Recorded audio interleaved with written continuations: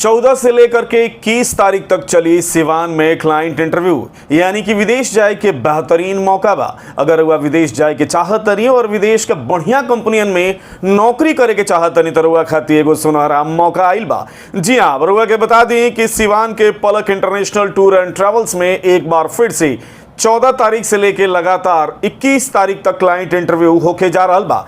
तो शुरुआत अगर कल जाओ पहला इंटरव्यू से, तो पहला इंटरव्यू बा 14 तारीख के पिवोट इंजीनियरिंग एलएलसी दुबई के कंपनी है, जौना के नॉर्मल मेडिकल बा, एम्प्लॉयमेंट वीजा बा, भारी मात्रा में आवश्यकता बा electrician, plumber, ductman, insulator, mason block and plaster, mason tiles, mason general, स्काफ होल्डर, कारपेंटर चार्ज हैंड और स्टील फिक्सर चार्ज हैंड के सैलरी जॉन बाव 1100 से लेकर के 2200 तक बा प्लस ओवर टाइम बा। एज लिमिट बा 20 से 44 साल, 8 घंटा के ड्यूटी प्लस 2 घंटा के ओवर टाइम।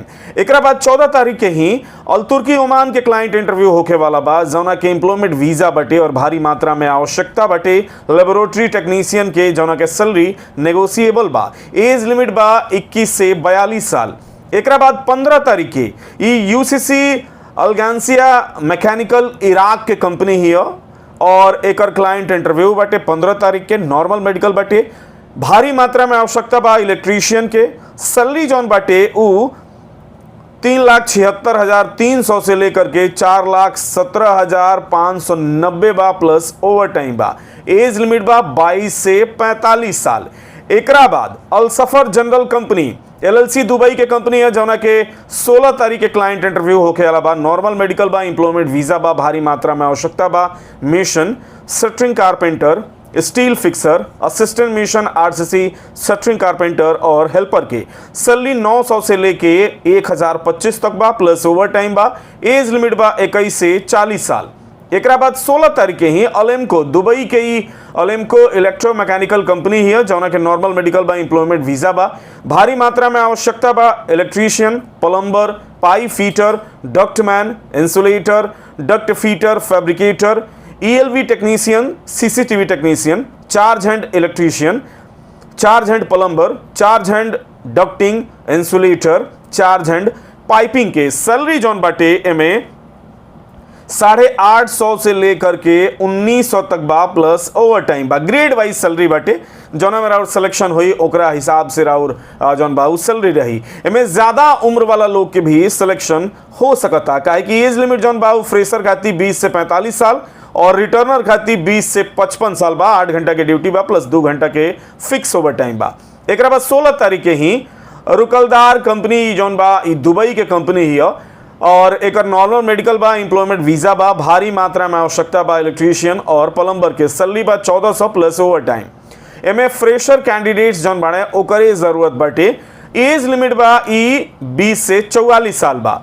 एक बाद 16 तारीख के ही शोभा कंपनी दुबई के मशहूर कंपनी है और पुरान कंपनी है, एक क्लाइंट इंटरव्यू बाटे, नॉर्मल मेडिकल बा, एम्प्लॉयमेंट वीजा बा, भारी मात्रा में आवश्यकता बा mason tiles, mason marble, mason block, pop mason, painter pop, gypsum carpenter, furniture carpenter, joinery के जौन सैलरी बटे ई बटे 850 से लेकर के 1200 तक प्लस ओवर टाइम बटे।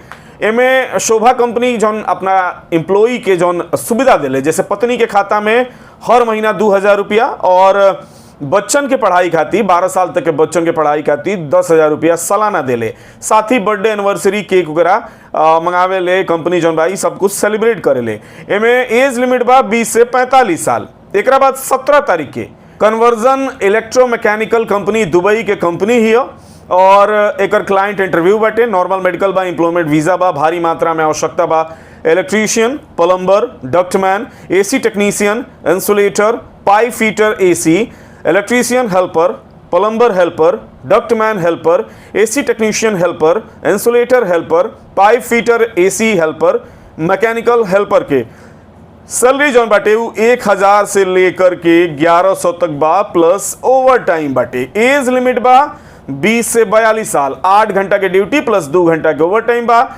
सबसे बढ़िया बात का बा कि 10% काम जाने वाला के भी में सिलेक्शन हो जाला।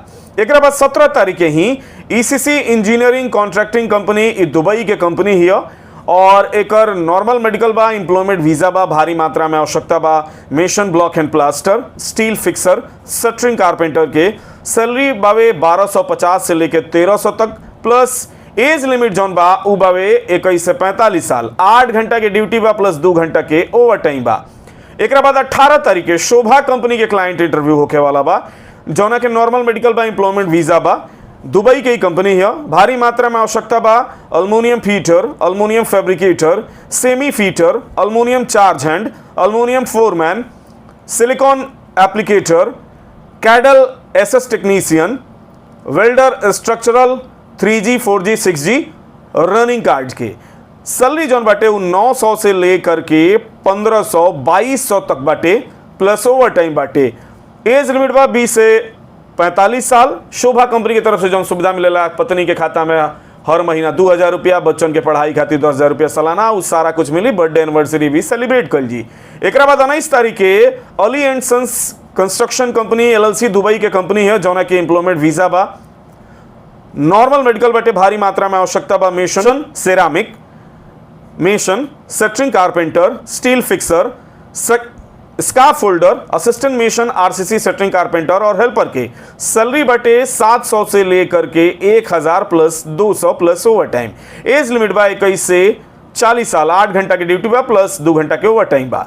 एक बाद 19 तारीख के ही इमारात अलाला कॉन्ट्रैक्टा ई कंपनी अबू धाबी के कंपनी है, जौना के नॉर्मल मेडिकल बटे, भारी मात्रा में आवश्यकता बा electrician, plumber, rigger, tray fitter fabricator, pipe fitter, pipe fabricator, duct fitter, mechanical technician, HVAC technician,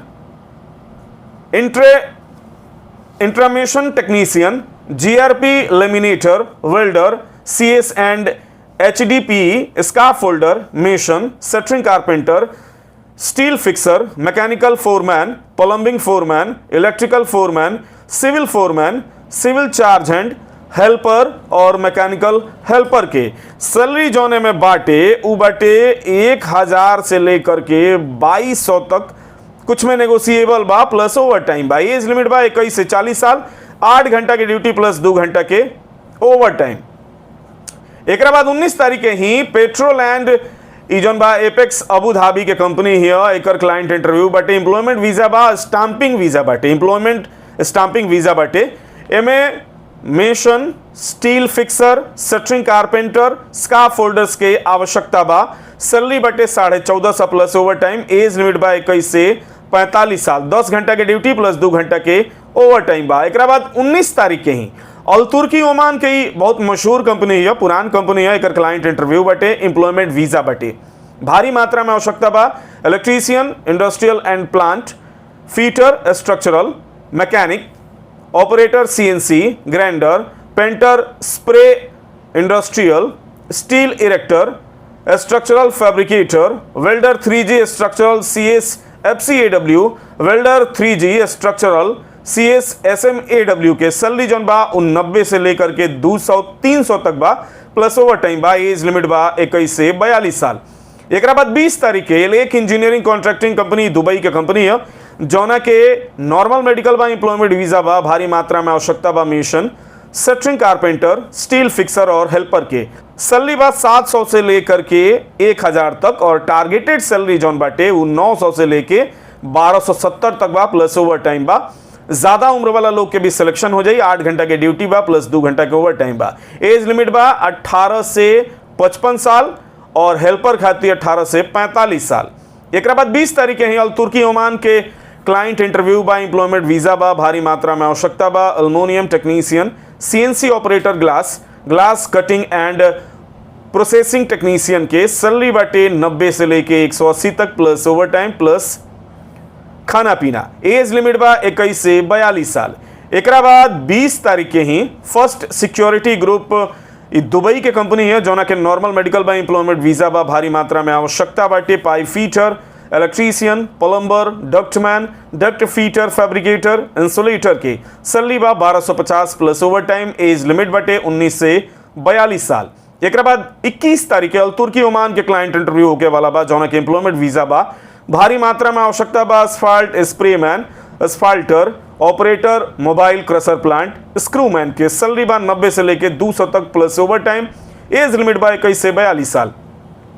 एक बाद 21 तारीख के ही एवर सेंडई इंजीनियरिंग FG शारजहां के कंपनी है जौना के एम्प्लॉयमेंट वीजा बा, नॉर्मल मेडिकल बा, भारी मात्रा में आवश्यकता बा, pipe fitter, steel fabricator, welder, TIG and आर्क, वेल्डर मेग, पाइप फोरमैन, स्टील फोरमैन के सैलरी बटे 1400 से लेके 5000 तक प्लस ओवर टाइम बा, एज लिमिट बटे 20 से 43 साल।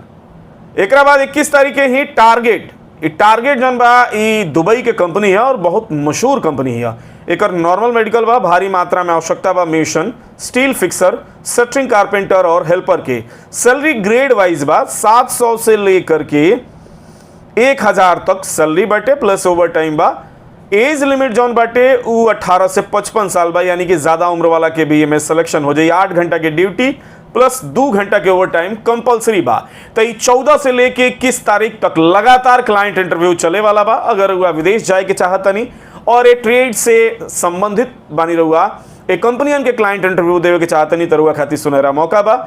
जाई सिवान में आई, हरदिया सिवान में आई, बैसाखी गांव में आई। ई जौन गांव बटे ई पलक बुद्धा ITI जौन बाऊ बैसाखी में संचालित होला, वहां पर ही पलक इंटरनेशनल टूर एंड ट्रेवल्स में एक क्लाइंट इंटरव्यू होके वाला बताई। इंटरव्यू दी, सिलेक्शन हो जाता, जांच परख कर ली, और बाद विदेश जाई, पैसा कमाई और अपना परिवार के खुशहाल रखी और देखत रही मैच बॉक्स।